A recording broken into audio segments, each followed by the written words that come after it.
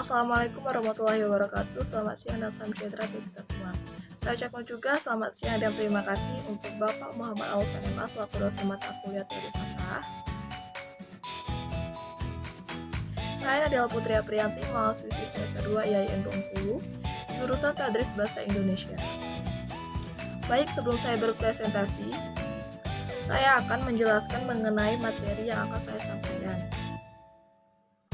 Maka pada kesempatan siang hari ini, saya akan mempresentasikan tentang kunci sastra, teori, kritik sastra, dan sejarah sastra.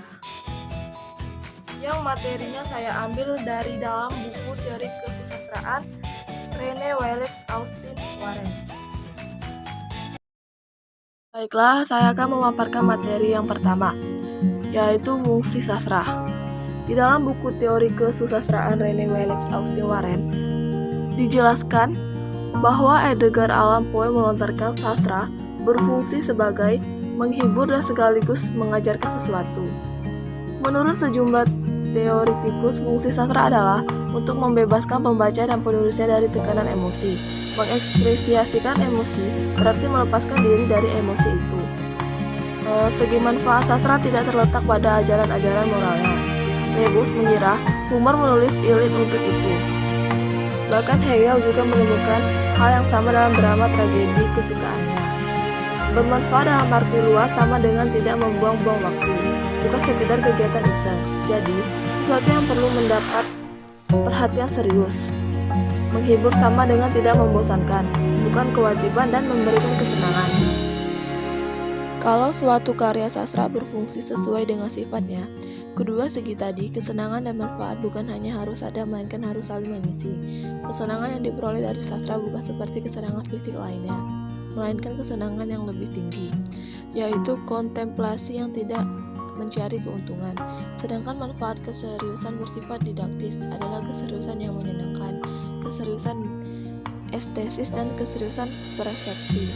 Meskipun demikian, bisa saja seseorang yang berpikir serba relatif mengatakan bahwa minatnya pada puisi tidak berdasarkan penilaian estetis, tapi selera pribadi, seperti halnya hobi mencatur atau mengisi teka-teki silam. Sebaliknya, seorang pendidik bisa saja salah mencari keseriusan sastra, yaitu mencarinya pada keterangan sejarah atau ajaran moralnya. Selanjutnya, materi yang kedua, membahas tentang teori, kritik, dan sejarah sastra.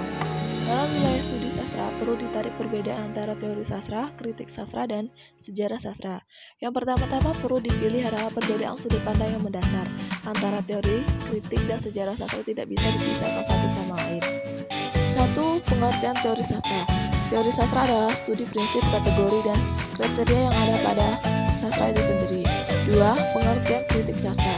Kritik sastra adalah studi karya-karya konkret atau pendekatan statis. Dan yang ketiga adalah pengertian sejarah sastra. Sejarah sastra adalah mempelajari dan menyatukan sejarah sastra masa kini dan masa lampau. Adapun alasan lain untuk memisahkan sejarah sastra dan kritik sastra, bahwa penilaian merupakan hal yang penting, tidak dapat disangka, tetapi dikatakan pula bahwa sejarah sastra mempunyai kriteria dan standarnya sendiri, yaitu kriteria dan nilai zaman yang sudah lalu.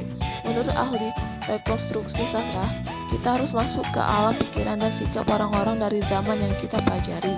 Rekonstruksi sejarah sastra telah berhasil memusatkan perhatian pada maksud pengarang yang ditelusuri melalui sejarah, kritik, dan selera. Maksudnya, jika kita dapat memastikan maksud pengarang dan membuktikan bahwa maksud pengarang yang tercapai, masalah kritik sastra sudah selesai. Pengarang sudah menunaikan tugas zaman dan karyanya tidak perlu diulas lagi. Pendekatan ini mengakibatkan pengakuan standar tunggal dalam kritik sastra yang didasarkan pada sukses di zamannya. Baiklah, mungkin hanya itu saja materi yang dapat saya sampaikan. Jika ada salah kata maupun kekurangan kata